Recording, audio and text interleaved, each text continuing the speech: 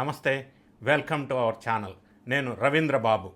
మహారాష్ట్ర ఉప ముఖ్యమంత్రి అజిత్ పవార్ ఈ మధ్య కాలంలో 28 జనవరి 2026లో చార్టెడ్ ఫ్లైట్లో ముంబై బయలుదేరి బారామతి దగ్గర ల్యాండింగ్ టైంలో ఆ ఎయిర్ క్రాఫ్ట్ క్రాష్ అవ్వటం వల్ల దుర్మరణం పాలయ్యారు.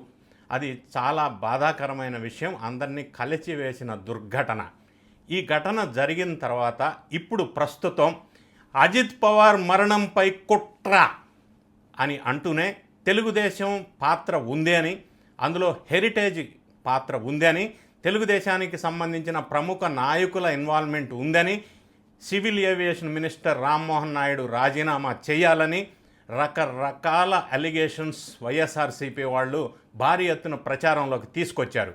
అసలు మహారాష్ట్ర ఉప ముఖ్యమంత్రి Ajit Pawar chartered flight crash వెనక నిజాలేంటి, ఈ ఆరోపణలో నిజాలు ఉన్నాయా లేవా, ఇది ఎక్కడ స్టార్ట్ అయింది, అజిత్ పవార్ మేనల్లుడు రోహిత్ పవార్ చేసిన ఆరోపణలు టెక్నికల్ పాయింట్స్ ఏంటి, మరి వైఎస్ఆర్ కాంగ్రెస్ పార్టీ తెలుగుదేశానికి చుట్టే ప్రయత్నం ఎలా చేశారు, ఈ నిజాలు నిగ్గు తేల్చే ప్రయత్నం చేద్దాం సబ్జెక్ట్ వైజ్.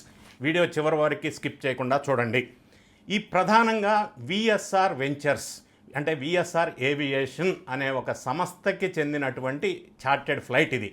భారతదేశంలో వీళ్ళు చార్టెడ్ ఫ్లైట్స్ చాలా పెద్ద మనుషులకి సప్లై చేస్తుంటారు, అందరూ వాడుతూ ఉంటారు సహజంగానే. ఇప్పుడు ఈ విఎస్ఆర్ ఏవియేషన్ సంస్థ గురించి ఒక్కసారి టెక్నికాలిటీస్ మనం మాట్లాడుకుంటే, ఎందుకంటే ఈ సంస్థకి హెరిటేజ్కి లింకప్ చేశారు కాబట్టి, ఈ విఎస్ఆర్ వెంచర్స్ లేదా విఎస్ఆర్ ఏవియేషన్ అనే సంస్థ 2011 నుంచి ఈ ఫ్లైట్స్ అందరికీ ఇచ్చే బిజినెస్లో ఉంది. వీళ్ళ దగ్గర మొత్తం ఇప్పటివరకు మనం జనరల్గా చూసినట్టయితే 18 ఎయిర్ క్రాఫ్ట్స్ ఉన్నాయి వీళ్ళ దగ్గర చార్టెడ్ ఫ్లైట్స్. అందులో లియర్ జెట్ 45 అనేది అజిత్ పవార్ గారి దుర్మరణ సంఘటనకి సంబంధించినటువంటి ఎయిర్ క్రాఫ్ట్. ఈ లియర్ 45 ఎయిర్ క్రాఫ్ట్ అనేది విఎస్ఆర్ వెంచర్స్లో టోటల్గా 7 ఉన్నాయి అవుట్ ఆఫ్ 18 ఎయిర్ క్రాఫ్ట్స్.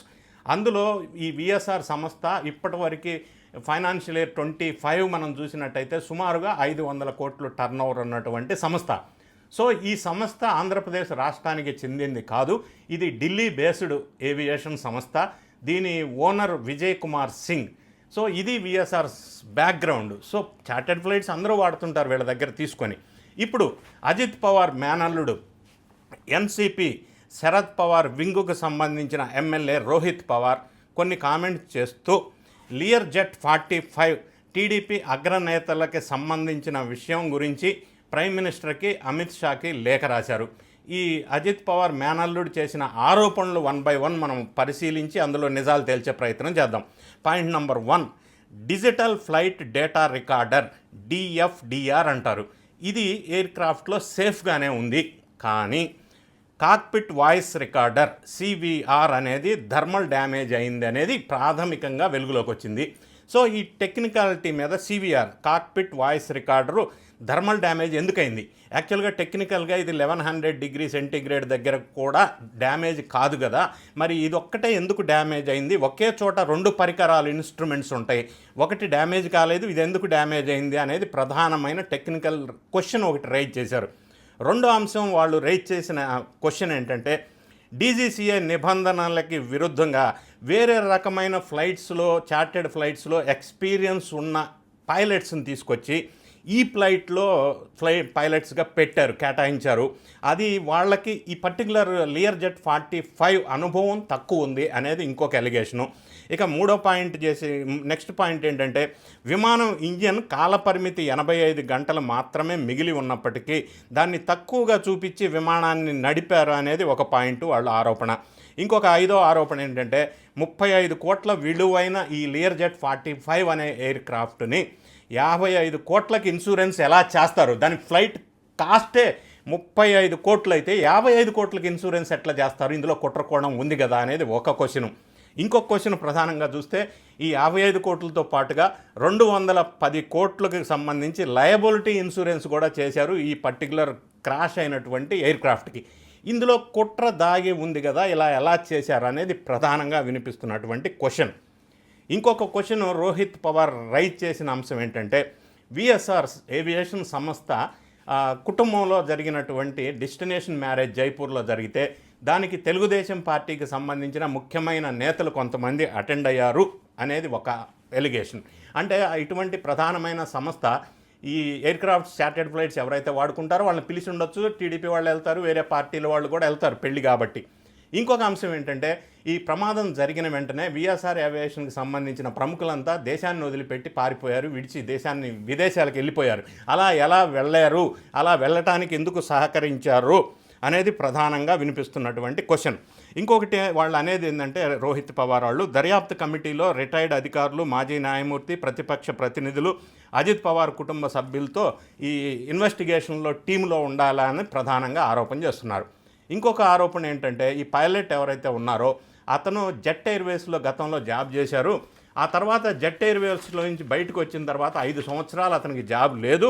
అటువంటి పైలట్ని తీసుకొచ్చి తక్కువ జీతానికి విఎస్ఆర్ ఏవియేషన్లో జాబ్ ఇచ్చారు. ఆ పైలటే ఈ ప్రమాద దుర్ఘటనకి కారణం అనేది ఒక మాట వాళ్ళు రైజ్ చేశారు.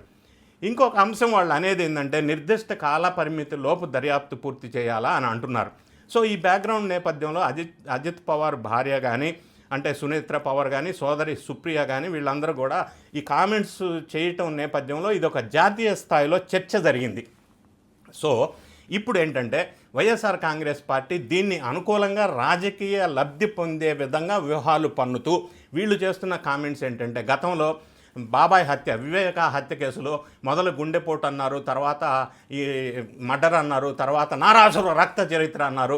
గతంలో వైఎస్ రాజశేఖర రెడ్డి చనిపోయినప్పుడు కూడా చంద్రబాబు నాయుడు గారి పాత్ర అన్నారు. ఇప్పుడు మహారాష్ట్ర ఉప ముఖ్యమంత్రి క్రాష్ అయి చనిపోతే ఎయిర్ క్రాఫ్ట్, దాంట్లో కూడా చంద్రబాబు నాయుడు గారి హస్తం ఉంది, హెరిటేజ్ పాత్ర ఉంది అని ఒక విమర్శలు గుప్పిస్తూ ఉన్నారు. ఏదేమైనా కూడా ఈ దర్యాప్తు అనేది AAIB, air craft accident investigation bureau వాళ్ళు పూర్తి స్థాయిలో దర్యాప్తు చేసి రిపోర్ట్ వచ్చిన తర్వాత డీటెయిల్స్ అన్నీ వెలుగులోకి వస్తాయి. కానీ ప్రాథమికంగా ప్రైమా ఫేసి ఇప్పటివరకు వచ్చిన ఆధారాల ప్రకారంగా సెంట్రల్ ఏవియేషన్ మినిస్టర్ గారు చెప్పింది ఏంటంటే లో విజిబిలిటీ వల్ల క్రాష్ అయిందనేది ప్రాథమికంగా చెప్పారు. సో ఇప్పుడు వైఎస్ఆర్ కాంగ్రెస్ పార్టీ వాళ్ళ ఆరోపణ ఏంటంటే ఈ విఎస్ఆర్ ఏవియేషన్ సంస్థకి హెరిటేజ్ వాళ్ళు ఫైనాన్స్ చేశారు అని ఒక ప్రధానమైన ఇంపార్టెంట్ ఆరోపణ మీరు కూడా వినండి. హెరిటేజ్ అనంలోనే మనకు గుర్తొచ్చేది మిల్క్ ప్రొడక్ట్స్ బిజినెస్, అది కాదు. హెరిటేజ్కి దాంతో పాటుగా హెరిటేజ్ ఫిన్ లీజ్ అంటే ఫైనాన్షియల్ రిలేటెడ్ బిజినెస్ కూడా హెరిటేజ్కి ఒకటి ఉంది. హెరిటేజ్ ఫిన్ లీజ్ లిమిటెడ్ నుంచి చాలా సంస్థలకి వీళ్ళు బిజినెస్ పరంగా ఫైనాన్స్ ఇస్తుంటారు. అందులో భాగంగానే హెరిటేజ్ ఫిన్ లీజ్ లిమిటెడ్ వాళ్ళు 30 కోట్లు 2023లో విఎస్ఆర్ ఏవియేషన్, విఎస్ఆర్ వెంచర్స్కి లోన్ ఇచ్చారు. సో అంత మాత్రం చేత ఈ హెరిటేజ్ ఫుడ్కి విఎస్ఆర్ ఏవియేషన్కి లింకుని అంటగట్టగలమా? ఫైనాన్స్ బిజినెస్ చేసే ఒక కంపెనీ ఆ సంస్థకి లోన్ ఇస్తే ఆ సంస్థకి సంబంధించిన ఎయిర్ క్రాఫ్ట్ క్రాష్ అయితే ఈ ఫైనాన్స్ ఇచ్చిన కంపెనీకి ఎలా లింకు పెడతారు? నంబర్ 1. నంబర్ 2, చంద్రబాబు నాయుడు గారికి తెలుగుదేశం పార్టీకి వాళ్ళ ఇంట్లో పెళ్లికి అటెండ్ అయ్యారని చెప్పి ఎయిర్ క్రాఫ్ట్ క్రాష్కి దీనికి ఎలా లింక్ పెడతారు? ఇటువంటి సంబంధం లేని ఆరోపణలు చేస్తూ మళ్ళీ బ్లేమ్ చేయాలనే కుట్టిల ప్రయత్నం వైఎస్ఆర్ కాంగ్రెస్ పార్టీ చేస్తుంది. ఏదేమైనప్పటికీ ప్రైమరీగా వచ్చినటువంటి ఇప్పటివరకు తేలిన అంశం లో విజిబిలిటీ అయినప్పటికీ air craft accident investigation bureau వాళ్ళు పూర్తి స్థాయిలో విచారణ రిపోర్ట్ వచ్చిన తర్వాత మనకి ఏంటి అనేది క్లారిటీ వస్తుంది. అంతే తప్ప ఇటువంటి నిరాధారణ ఆరోపణలు చేస్తూ మరి రోహిత్ పవార్ చేసిన కొన్ని కామెంట్స్ టెక్నికల్ ఆయన కొన్ని డౌట్స్ లేవనెత్తారు. వీళ్ళు దానికి మసాలా పూసేసి హెరిటేజ్కి చంద్రబాబు నాయుడు గారికి లింక్ పెట్టి బ్లేమ్ చేసే ప్రయత్నం చేశారు. ఏదేమైనా పూర్తి స్థాయిలో రిపోర్ట్ వచ్చిన తర్వాత ఏం జరిగిందనేది తెలిసే అవకాశం ఉంది. ఈలోపు ఇటువంటి పుకార్లని, రూమర్స్ని నమ్మవద్దు అనేది నా విశ్లేషణ. ఈ వీడియో నచ్చినట్టయితే లైక్ చేయండి, మీ ఫ్రెండ్స్కి షేర్ చేయండి. Thank you so much for watching.